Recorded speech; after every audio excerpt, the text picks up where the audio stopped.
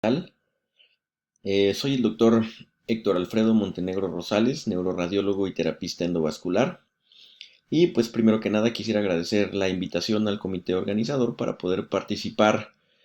con esta charla en el simposio de temas selectos de neurología y neurocirugía que se titula Tratamiento endovascular de malformaciones arteriovenosas. Antes que nada daremos algunas generalidades al respecto de las malformaciones arteriovenosas cerebrales y pues antes que nada es importante saber que el tratamiento de las malformaciones siempre resulta controversial. Sabemos que hay tres principales vías de tratamiento para las malformaciones cerebrales: la vía neuroquirúrgica, la parte de radioneurocirugía y pues la parte de terapia endovascular o neuroendovascular. Idealmente, o parte de esta controversia que hay sobre el tratamiento de las malformaciones, pues muchas veces es por la baja prevalencia que tiene en realidad esta patología, por la historia natural incierta y por la heterogeneidad que presentan todas las malformaciones dentro de la parte de angioarquitectura que iremos viendo paso a paso alrededor de la plática. ¿A qué me refiero cuando platico de o cuando digo la parte de heterogeneidad de la angioarquitectura? Pues en realidad son cuatro factores principales los que tienen que ver o condicionan estos cambios o estas alteraciones. Uno de ellos es el tamaño, otro es la localización y los dos últimos, pues la parte de flujos de llegada y flujos de salida de estas malformaciones arteriovenosas cerebrales. En realidad el término de embolización pues es un término general que va a reagrupar a una amplia gama de posibles herramientas y agentes que podemos utilizar para poder realizar el objetivo indiscutible del tratamiento, que es la curación angiográfica, logrando una obliteración completa de estas malformaciones arteriovenosas cerebrales. La angiografía por sustracción digital es en sí el procedimiento preterapéutico de elección, incluso por encima de la tomografía y la resonancia magnética, pues esta nos ofrece un análisis detallado de esta angioarquitectura, nos da un análisis hemodinámico preciso, así como que nos permite también evaluar, como ya lo dije en un inicio, el flujo de llegada, como tal el centro o el nido de la malformación arteriovenosa, para poder diferenciar los diferentes tipos de conexiones arteriovenosas que van a existir dentro de una misma malformación y pues nuevamente el flujo de salida de esta malformación arteriovenosa. Tenemos que entender varios conceptos angiográficos antes de poder llegar a la parte del tratamiento. Y uno de estos o unos de estos conceptos son el tipo de malformación arteriovenosa al que nos vamos a encontrar. Tenemos tres tipos principales de malformaciones. El primero de ellos es el plexiforme y como lo vemos en este esquema o en esta imagen, pues al final de cuentas tenemos una arteria de llegada, tenemos una red completamente irregular o un plexo que se interpone entre esta arteria y la vena de salida. ¿Okay? Entonces este es el tipo de malformación plexiforme donde hay una conexión o una red completamente anormal entre la arteria o arterias de llegada y la vena o venas de salida de una malformación. Les presento las imágenes de angiografía por sustracción digital de una malformación arteriovenosa de tipo plexiforme en una toma anteroposterior y en una toma lateral, donde documentamos que a través de la arteria carótida interna y las porciones proximales de la arteria cerebral media del lado derecho, se identifica esta red completamente irregular de trayectos vasculares mal definidos, que al final confluyen todos estos hacia una vena única de salida que es más evidente en la toma lateral y conforme vamos avanzando en las diferentes fases de la angiografía, pero el nido de esta malformación tiene un aspecto predominantemente plexiforme y que se sigue documentando a lo largo de las diferentes fases angiográficas del disparo realizado, hasta que llegamos a esta imagen física donde les muestro nuevamente el aspecto de esta red o trama completamente irregular y mal definido, con una vena de salida de esta malformación y que en este caso se dirige hacia el sistema venoso profundo. Por otro lado, tenemos una malformación mixta, que puede tener componentes plexiformes y fistulosos, e independientemente puede dominar uno u otro. Podemos tener aspectos más plexiformes que fistulosos, o algo equilibrado entre la parte fistulosa y plexiforme, o una malformación que tenga un aspecto predominantemente fistuloso y en menor medida un aspecto plexiforme. Aquí les represento en el gráfico cómo se ve alguna arteria de llegada que se da algunos pedículos y que hacia la porción inferior de la malformación tiene este aspecto de trama o red entrelazado irregular, plexiforme, y la porción superior que tiene un aspecto francofistuloso, es decir, hay una comunicación prácticamente directa entre arteria y vena con una dilatación irregular en esta conexión, con una o dos, como es este caso, venas de salida independientemente del compartimento nidal que ahorita iremos analizando.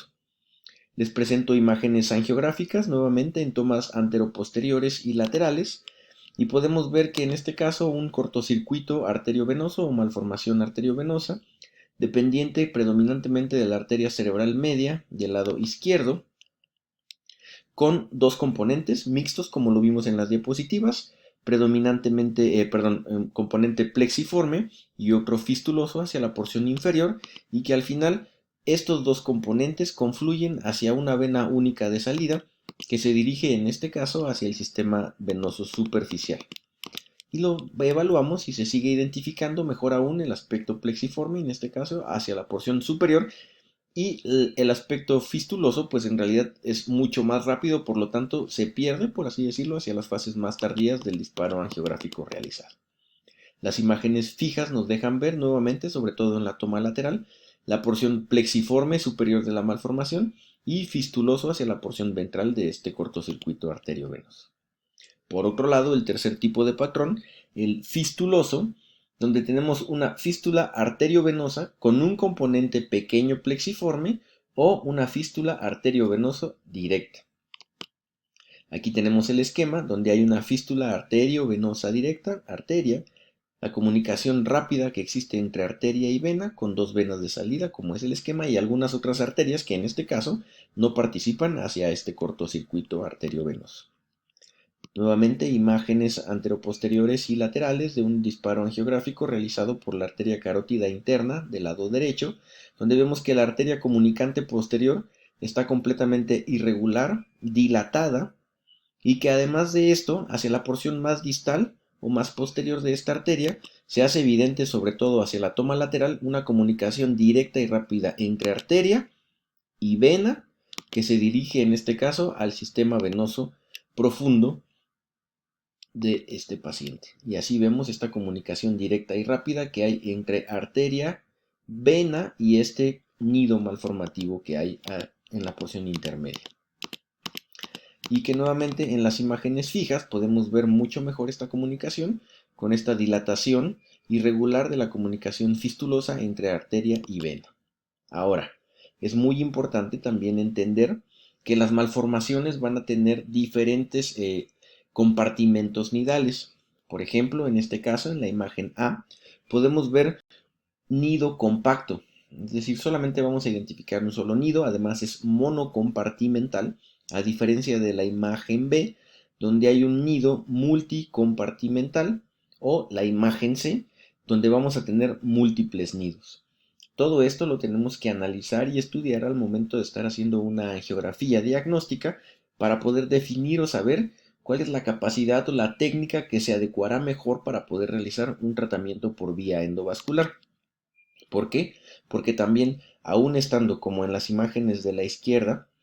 con un monocompartimento podemos tener una arteria que se bifurca y nos da dos ramas que llegan a una sola vena de salida, o podemos tener dos arterias independientes que cada una tiene su vena, pero al final confluyen a una sola vena de salida, y así por la par podemos ir aumentando entre compartimentos o nidos dentro de una malformación, como es el caso de las imágenes de la derecha, donde tenemos múltiples nidos, y también puede ser que aunque sean múltiples nidos sean irrigados por la misma arteria con diferentes ramas y que tengan algunas venas de salida independientes, o que sean arterias independientes con venas de salida independientes. Depende el número de compartimentos o nidos, es el número de arterias afluentes y venas que van a estar saliendo dentro de este cortocircuito.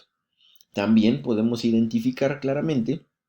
en estos esquemas que presento cómo podemos tener una sola arteria de llegada con una o dos venas de salida, varias arterias de llegada con una o varias venas de salida, y que se puede agregar además que tengamos algunas arterias en passage o perforantes que vayan hacia este cortocircuito,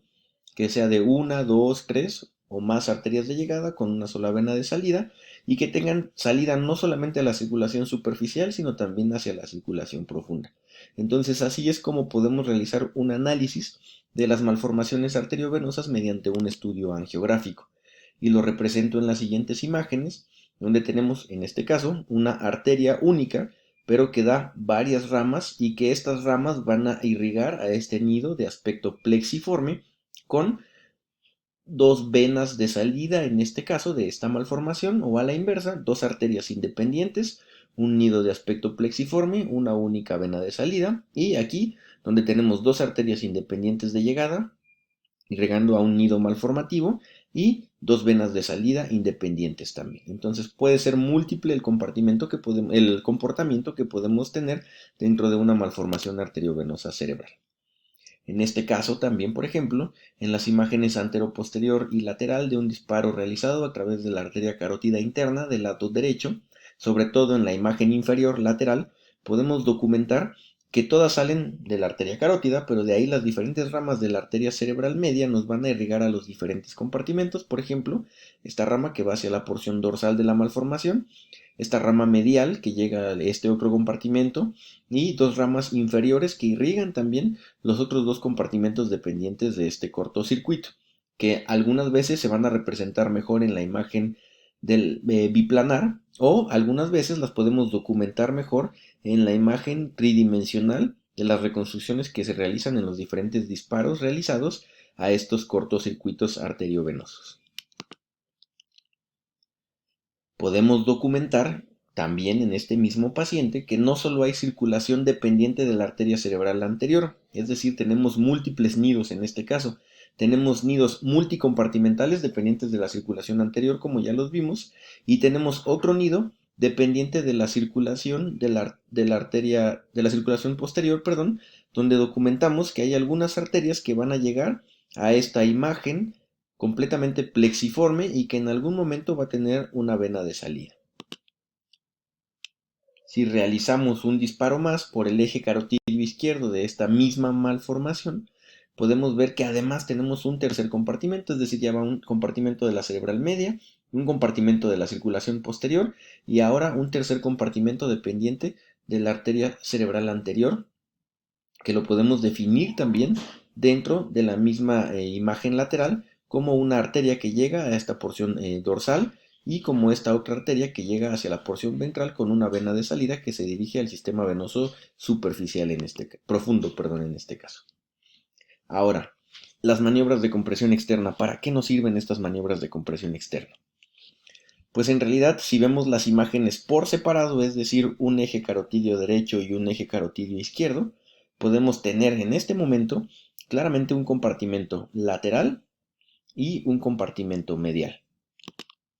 Cuando realizamos compresión, en la imagen del lado izquierdo no tenemos ninguna compresión, es decir, las dos arterias están circulando, solo inyectamos por el lado izquierdo. En la imagen derecha hay algo que nos está comprimiendo el flujo de manera parcial para que no haya llegada por ese lado de la circulación, y entonces cuando se hace un disparo con compresión, podemos ver que la misma malformación condiciona que el paso de medio de contraste o el flujo se dirija también a través de la circulación contralateral para poder llenar estos dos compartimentos, medial y lateral, que en realidad si no ejercemos compresión, nunca veríamos este compartimento lateral claramente. Pero aquí lo vemos en la imagen como tenemos este compartimento medial, este compartimento lateral, y además hay que tomar en cuenta que aquí nos hace falta un tercer compartimento dependiente de la circulación posterior y el aspecto francamente plexiforme que presenta esta malformación arteriovenosa cerebral, y que tanto el compartimento medial como el lateral se dirigen al sistema venoso, a un único sistema venoso de drenaje, como lo podemos ver en estas imágenes. Ahora, si realizamos las imágenes o las fusiones en 3D, o el trabajo de las imágenes, podemos documentar además con esta fusión de imágenes, dar un color para cada una de ellas y poder definir cuál es el compartimento medial y cuál es el compartimento lateral y cuál es la zona de unión entre estos dos compartimentos que claramente no podemos definir en las imágenes con sustracción digital normal. ¿Qué otra cosa podemos hacer dentro de la caracterización angiográfica de las malformaciones arteriovenosas? Un microcateterismo súper selectivo. ¿Y a qué hace referencia un microcateterismo súper selectivo? ¿O cuál es la función de este microcateterismo? Primero que nada, que también nos va a ayudar a identificar compartimentos que van a componer a los nidos de la malformación y las comunicaciones que puede haber. Va a caracterizar también arterias terminales, es decir, las porciones más distales de la circulación, así como la unión arterionidal y venonidal y las arterias en passage o perforantes que se van a encontrar alrededor o en la periferia de este cortocircuito. También nos permite caracterizar las venas proximales al nido, así como también podemos realizar algunas pruebas provocativas para saber qué tanto se influye sobre la función del paciente en algún punto específico de localización de las malformaciones arteriovenosas cerebrales. Esta imagen representada con un disparo a través del eje carotidio del lado derecho, donde hay un llenado de un cortocircuito arteriovenoso dependientes de la circulación cerebral anterior izquierda, y lo vemos mucho mejor en la imagen lateral, donde vemos que aparentemente tenemos una aferente que llega hacia la porción más posterior de este cortocircuito. Hacemos un cateterismo súper selectivo, es decir, hay un microcatéter que pasa a través de la arteria comunicante anterior, cruza hacia el lado izquierdo y entonces al momento de realizar este disparo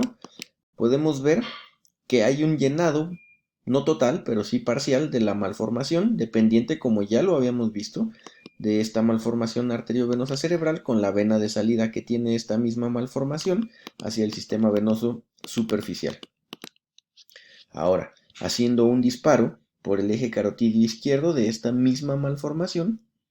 documentamos, sobre todo nuevamente en la toma lateral, que tenemos un llenado de la malformación, y si vemos el volumen de llenado es mayor por el disparo realizado a través de la arteria cerebral media,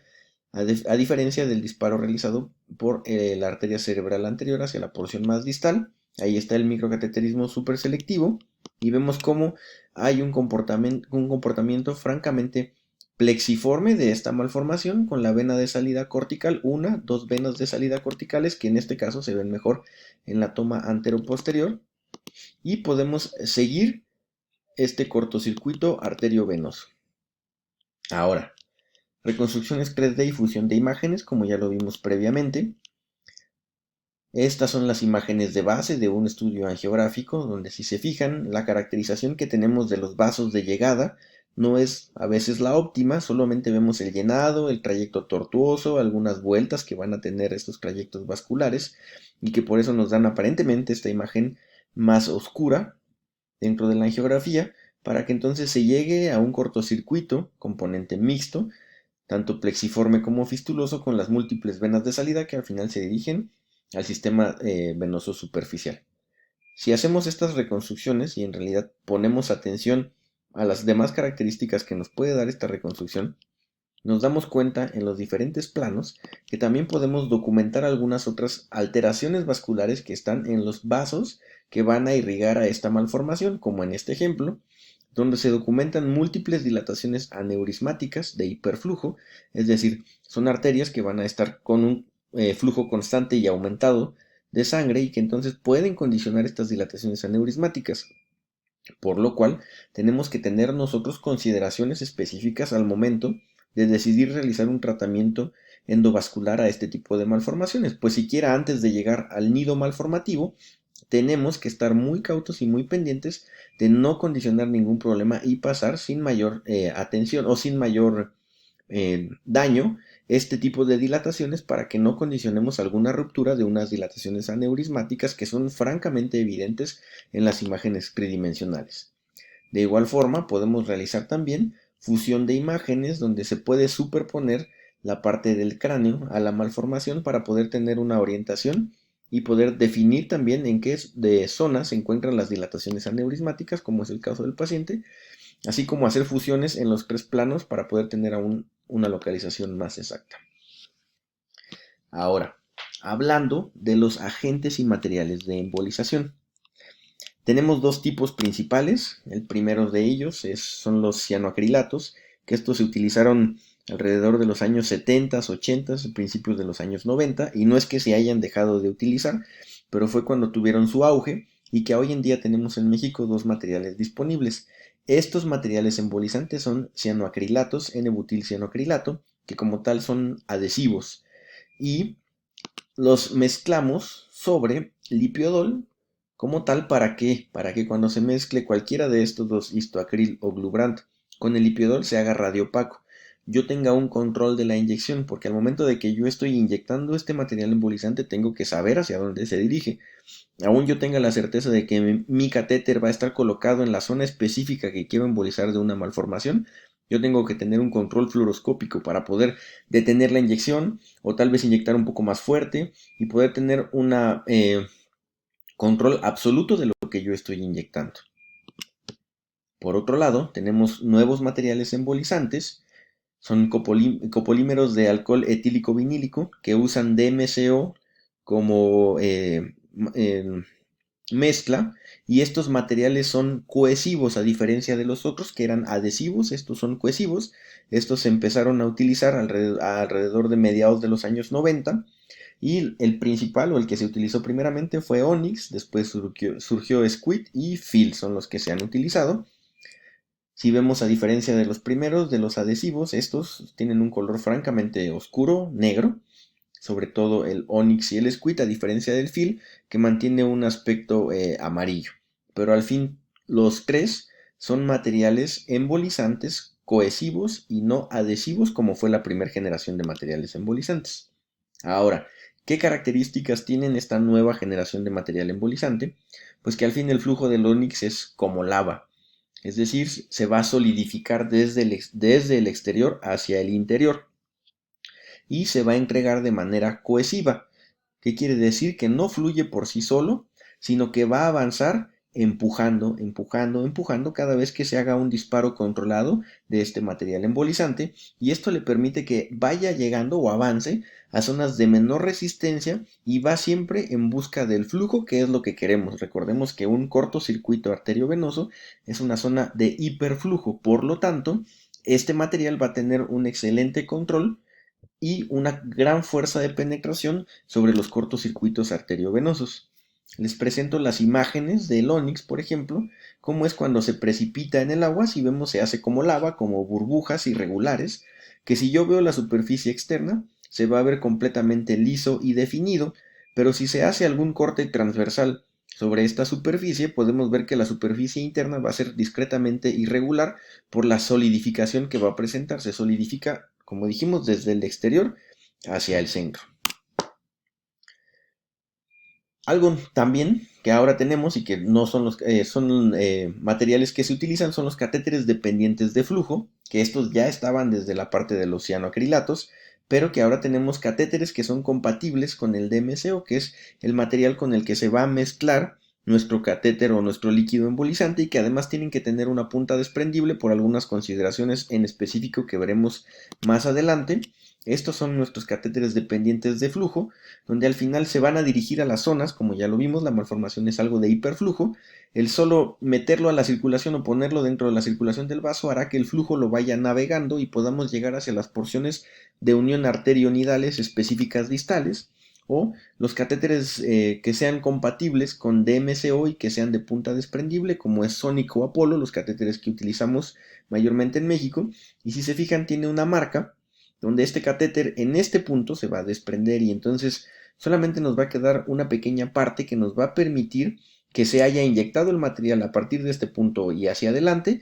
y que cuando se hace una tracción sutil, este catéter, perdón, se desprenda de esta región y entonces yo pueda extraer todo el resto del catéter para no dejar ningún fragmento dentro de la circulación vascular que no sea la punta desprendible. Por otro lado, tenemos los balones de doble lumen, que nos permiten también realizar una inyección controlada, porque como lo vemos en este diagrama, tienen esta doble luz donde una luz va a inflar a este balón, y entonces yo coloco este balón dentro de un trayecto vascular, hago un inflado controlado de este balón y entonces evito el reflujo, pero a la vez, a partir de este punto ya no voy a tener reflujo, y a la vez esta luz que va por dentro del balón me va a permitir tener una zona donde yo voy a poder tener una inyección controlada y hacia adelante del material embolizante para poder realizar una oclusión del cortocircuito arteriovenoso. Les presento un esquema o una imagen de un balón desprendible, de un catéter desprendible. Este es el microcatéter Apolo, donde si damos un acercamiento podemos ver que esta es la zona de desprendimiento y que al momento de realizar una tracción sutil sobre este microcatéter, esta parte es la que se va a quedar únicamente dentro de la luz vascular y el resto del catéter, es decir, de aquí y hasta el principio, lo voy a extraer por completo de la circulación endovascular. Ahora, ya que hablamos un poco de toda la parte angiográfica, la caracterización, los tipos de malformaciones, tal vez un poco de los materiales que podemos utilizar, pues entonces podemos tener algún enfoque de las implicaciones terapéuticas con todas las herramientas que tenemos a hoy en día para poder realizar un tratamiento endovascular de las malformaciones arteriovenosas cerebrales. La embolización con glú o los cianoacrilatos pues nos va a permitir realizar una dilución en función del punto deseado de polimerización. Es decir, yo sé que para que este material que yo estoy inyectando se polimerice en un segundo, tengo que hacer una mezcla de una ampolla de material embolizante con 2 centímetros cúbicos de lipiodol y entonces al realizar esta mezcla, al realizar una inyección, al segundo de haber hecho esa inyección, el material va a estar polimerizado y entonces yo no voy a poder seguir inyectando más y me voy a ver obligado a retraer mi microcatéter. Por eso es que estos catéteres son, o este material es únicamente lo inyectas y es la oportunidad que tienes para poder ocupar o para poder realizar una embolización exitosa de este cortocircuito. Y lo que se sugiere o lo que se busca es que idealmente el catéter por el cual se va a hacer la inyección idealmente se encuentre dentro de la luz arterial de las malformaciones arteriovenosas plexiformes, porque entonces lo que yo voy a buscar es que siempre mi inyección vaya hacia adelante, pues yo no puedo o no debo tener reflujo para poder retraer mi microcatéter en ese instante, pues si se fijan el tiempo de acción es muy corto, de un segundo. Les presento el caso clínico de una malformación arteriovenosa dependiente de la arteria cerebral posterior del lado izquierdo, la cual se ve completamente gruesa al comparar con su homóloga contralateral. Sigue un trayecto y hacia la porción más distal calcarina podemos ver que hay un cortocircuito arteriovenoso de aspecto predominantemente fistuloso, como ya lo vimos, con esta dilatación venosa que se ve ahí en las diferentes reconstrucciones realizadas tanto por resonancia magnética y la correlación con la imagen angiográfica con alguna porción en menor medida de aspecto plexiforme. Y entonces lo que hacemos es un doble microcateterismo, es decir, ponemos un primer microcatéter que se dirige hacia esta porción donde el trayecto vascular nos hace un ángulo completamente agudo y a partir de aquí avanzamos un catéter más distal. Este catéter es un catéter de punta desprendible. Y aquí podemos hacer una combinación de los materiales a hoy en día. Podemos hacer una primera inyección de un material glue para que aquí tengamos un control absoluto y entonces todo lo que yo inyecte vaya a partir de este punto hacia adelante y si es que algo refluye, no exceda más allá de este punto de seguridad, como lo está marcando la imagen circular. Cuando hacemos la inyección de material embolizante, documentamos que hay un adecuado paso de material embolizante que abarcó la porción del catéter, pero que no refluyó más allá de la zona de seguridad que se marcó desde un inicio, y entonces se pudo excluir por completo a esta malformación arteriovenosa cerebral. En las imágenes de control, aún hacia las fases tardías, podemos documentar que ya no hay este cortocircuito arteriovenoso y que la zona que se veía de dilatación venosa pues ya no se documenta en las imágenes de control. Nuevamente en las imágenes iniciales donde vemos la irregularidad del trayecto, aquí se decidió poner este punto de seguridad con el primer material o glue para que no nos refluyera más allá, pues este ángulo nos favorecía para que no se siguiera abriendo reflujo y solamente el material embolizante se inyectara de este punto y hacia adelante y se lograra la exclusión de este cortocircuito arteriovenoso.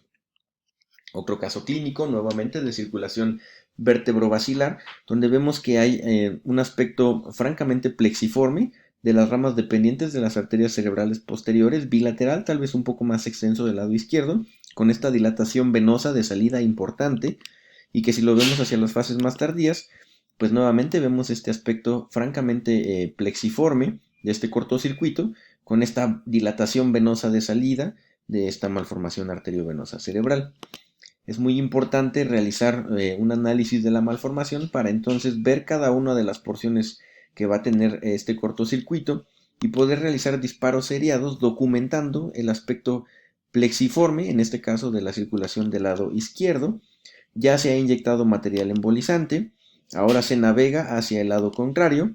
se realiza la inyección de material embolizante también por este lado, por este eje. Entonces vemos las imágenes iniciales con el trayecto fistuloso de este cortocircuito, la inyección del material embolizante en una toma lateral y vemos los controles que se han realizado donde se ha preservado la circulación dependiente de las arterias cerebrales posteriores bilaterales y el ahora material embolizante y aún hacia fases tardías ya no se identifica llenado de este cortocircuito arteriovenoso. Nuevamente lo documentamos en estas tomas, donde vemos la inyección del material embolizante bilateral con la preservación de las ramas dependientes de estas arterias y que aún hacia las fases tardías pues ya no documentamos la presencia del cortocircuito arteriovenoso. Ahora, eso fue con la parte de los cianoacrilatos, pero tenemos también la parte de los materiales embolizantes de nueva generación compatibles con DMSO, Onyx, Squid y Fill, y pues es importante considerar o tener en cuenta algunas de las características y diferencias que van a tener estos materiales embolizantes. Por ejemplo, el Onyx tiene muy buena opacidad, aunque algo heterogénea, y alguno de los aspectos tal vez en contra que pudiera tener es que condiciona un poco de artefacto en las imágenes de resonancia magnética y que al fin son muy importantes de obtener cuando se realizan embolizaciones parciales o seriadas de las malformaciones arteriovenosas. Por otro lado, el squid tiene muy buena penetración, es más homogénea la opacidad que va a presentar, pero como es un poco más líquido, es más difícil realizar un tapón si no se tiene antes una olla a presión o un balón que favorezca que el flujo sea anterógrado al momento de la inyección. El tercer material embolizante de nueva generación es el FIL, el cual es menos opaco que los otros dos, ahorita lo vamos a ver en uno de los casos, pero la mezcla es un poco más homogénea y no da tanto artefacto por resonancia magnética. También alguna de las posibles alteraciones que nos pudiera tener o tal vez cosas en contra es que también resulta algunas veces difícil realizar una olla a presión, difícil de realizar un tapón adecuado si no se realiza antes una olla a presión o no se tiene un balón para tener una inyección anterógrada del material embolizante. Pues las condiciones ideales para utilizar Onyx Squidofil dentro de las malformaciones arteriovenosas cerebrales, pues es que idealmente deberían de ser ramos piales, poco tortuosos, de localización proximal y que se pudiera evitar en medida de lo posible la presencia de algunos ramos perforantes porque al fin es un flujo anterógrado. Y entonces eso pudiera condicionarnos que al momento de realizar una inyección, por más controlada que esté, el solo avance que tiene siempre el flujo de este material pudiera condicionar la embolización no deseada de estas ramas perforantes. También en áreas elocuentes a veces se sugiere no utilizar por el reflujo que va a presentar este tipo de materiales que ahorita lo iremos viendo a lo largo de las diapositivas y nos daremos cuenta que esto también se ha controlado con las técnicas de olla a presión, con las técnicas de balón, de doble lumen y que eso tal vez disminuirá un poco la zona de reflujo o la presencia de reflujo en algunas inyecciones que hagamos seriadas. Por otro lado, pues idealmente se sugiere realizar en territorio carotidio, porque al final el territorio vértebro-basilar es más sensible al momento de realizar una tracción. Como ya lo vimos hace un momento, los catéteres que se utilizan para inyectar este tipo de materiales o que son compatibles con el DMSO son catéteres desprendibles. Por más que el catéter venga marcado, siempre se tiene que hacer una tracción sostenida para que se favorezca ese punto de ruptura y entonces pueda extraer el catéter por completo. Si yo hago esta tracción en el territorio vértebro-basilar, pudiera tener alguna respuesta en los signos del paciente y entonces poder tener algún problema o algún cambio transitorio al momento de realizar esta tracción. Por otro lado, también tenemos que evaluar los drenajes venosos que va a tener porque también se puede utilizar cuando se tienen preferentemente varios drenajes venosos y pues también que se realice en un angiógrafo biplano, pues muchas veces es muy importante tener un control en diferentes tomas del material embolizante y hacia dónde se dirige justamente para evitar embolizar ramas perforantes o vasos no deseados que vayan o estén en la periferia de esta malformación arteriovenosa. Esto es cómo funciona un tapón simple. Es un esquema donde se pone un cortocircuito arteriovenoso y Entonces podemos documentar que este cortocircuito arteriovenoso tiene una arteria de llegada y esta arteria de llegada llena a este cortocircuito arteriovenoso. ¿Cómo funciona? Con el microcatéter puesto ya en la arteria de llegada, se empieza a formar o a favorecer un tapón, es decir, inyecto material embolizante y tengo que esperar un poco a que solidifique antes de que vaya solo hacia adelante. Algunas veces el hecho de estar realizando estas pequeñas inyecciones seriadas me favorece que tenga un poco de reflujo a través de mi microcatéter hasta que se solidifique por completo y entonces empiece a avanzar hacia adelante este material embolizante. Por lo tanto, idealmente, si se usa un tapón simple, se tiene que esperar siempre a que se haga un tapón aquí, proximal a mi sitio de salida de mi material embolizante, para que entonces después de cierto tiempo pueda avanzar y tenga una oclusión adecuada de mi nido malformativo. Les presento el caso de una malformación arteriovenosa en el hemisferio cerebral izquierdo hacia la región parietal y documentamos en las imágenes T2 y T1 con contraste la presencia de este cortocircuito con una aparente vena de salida única, al menos así lo vemos en la imagen de resonancia magnética en los diferentes cortes. Y al realizar los disparos angiográficos, recordando esta malformación arteriovenosa que se hizo incluso cateterismo superselectivo, pues podemos ver que cuando se realiza una compresión por el eje carotídeo izquierdo y un disparo derecho, hay adecuado llenado y se ven los dos compartimentos que comprometen a esta malformación arteriovenosa, tanto de la circulación anterior como de la circulación media. Podemos ver dentro del mismo cateterismo superselectivo que si se hace un disparo, sin compresión y uno con compresión por el microcatéter colocado sobre la arteria cerebral anterior, hay adecuado paso de contraste hacia el componente más lateral, a diferencia de que si se hace un microcateterismo superselectivo de la arteria cerebral media y se hace compresión sobre el eje carotídeo derecho, no logro llenar la porción dependiente de la arteria cerebral media de la arteria cerebral anterior del lado izquierdo y únicamente se llena el compartimento dependiente de la arteria cerebral media. Por lo tanto, en este caso se decidió realizar o trabajar a través de la arteria carótida interna derecha, colocando un balón en la arteria carótida interna, porque ya vimos que al momento de realizar compresión o disminuir o cerrar ese flujo, yo puedo llenar los dos componentes dependientes de la malformación. Aquí está la embolización, este es un microcatéter, aquí está el balón inflado dentro de la arteria carótida interna del lado izquierdo y al momento de realizar inyecciones de material embolizante podemos documentar cómo hay un adecuado paso no solo de circulación anterior sino también hacia la porción más dependiente de la circulación media del lado izquierdo con el balón inflado. En los controles finales, por los disparos realizados por el eje carotídeo derecho, podemos identificar que ya no hay cortocircuito arteriovenoso y el cast final de la malformación ocupado por el material embolizante. Nuevamente, hacia algunas tomas laterales podemos ver que hay algunas arterias que estaban en pasaje o perforantes que llegaban hacia la malformación, pero ya no hay nido malformativo dependiente o ya se ocupó por el material embolizante utilizando y seleccionando la técnica adecuada, realizando alguna oclusión parcial de la arteria carótida del lado izquierdo mientras se realizaba la embolización. Recordemos, pues, que al final estos materiales embolizantes condicionan discreto artefacto que se puede ver completamente irregular en cualquier estudio. Obviamente es más evidente en este que es dependiente de rayos X en los controles angiográficos y vemos el cast final del material embolizante, ocupando la luz malformativa y que también excluyen a esta de la circulación. Nuevamente, los controles de resonancia magnética, donde la zona que se ve con ausencia de señal es el material embolizado que se inyectó con algunas arterias perforantes que aún están permeables, pero que esas irán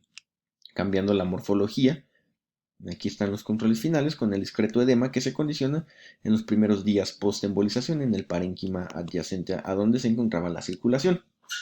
Ahora les presento otro caso clínico donde podemos documentar una malformación nuevamente muy parecida a la previa. Para sagital izquierda se ha inyectado material embolizante en las ramas dependientes yendo de la base y hacia la convexidad. Vemos cómo hay material embolizante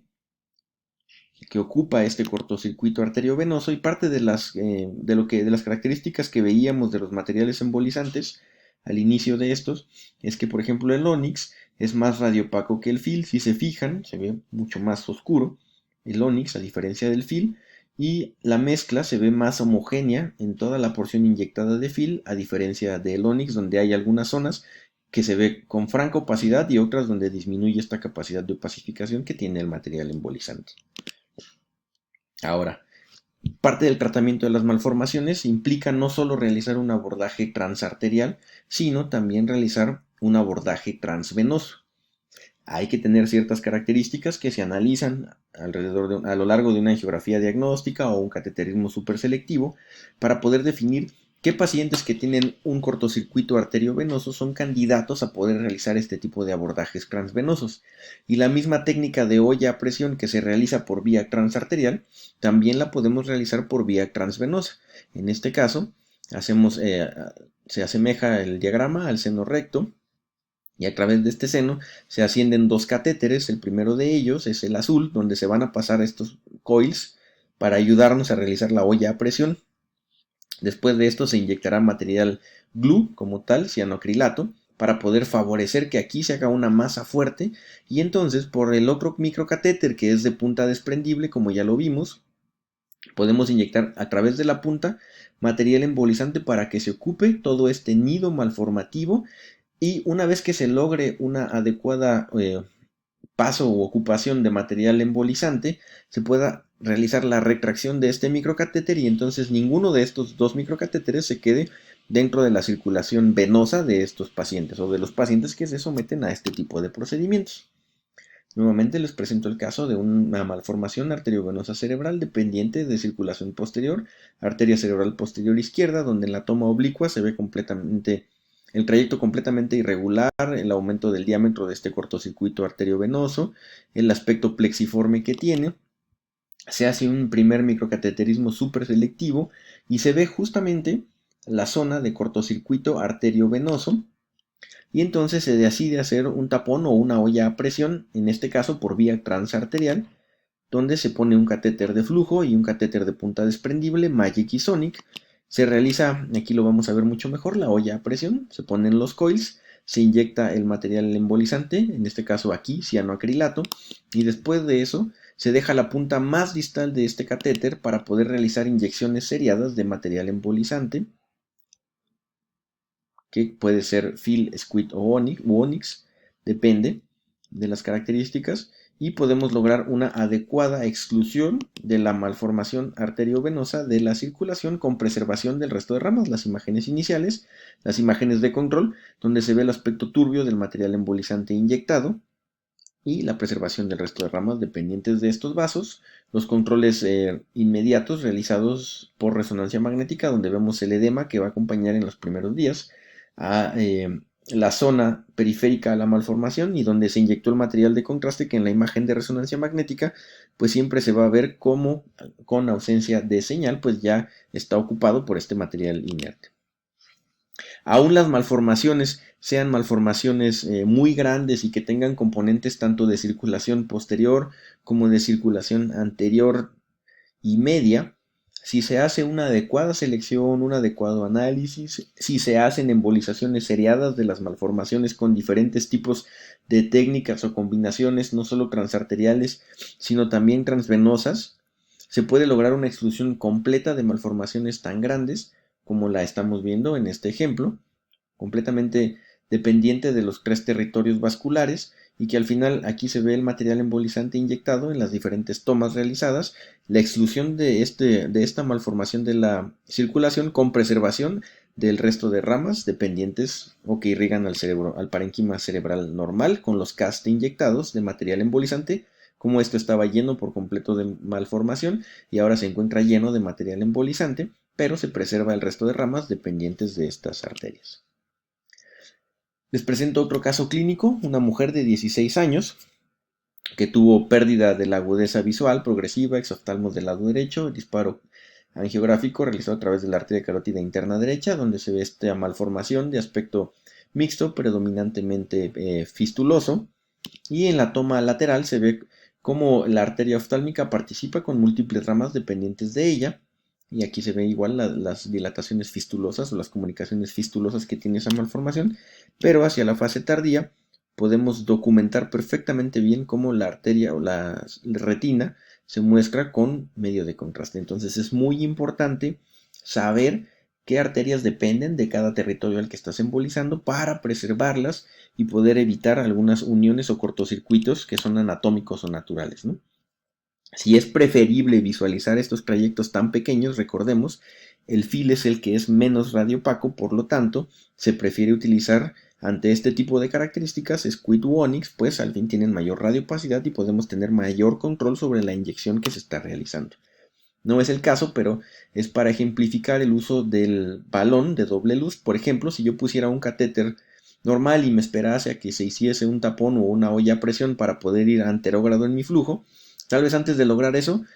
tendría reflujo y taparía otra rama, y si sigo inyectando antes de que siga avanzando tendría más reflujo y taparía otra rama. Ramas troncales principales y no como tal parte de los cortocircuitos o de los nidos de la malformación, que al fin es mi blanco a ocluir, sino al fin ramas que después me serían muy útiles y que yo ya no tengo la capacidad de poder cruzar una vez que se ocupan por este material embolizante.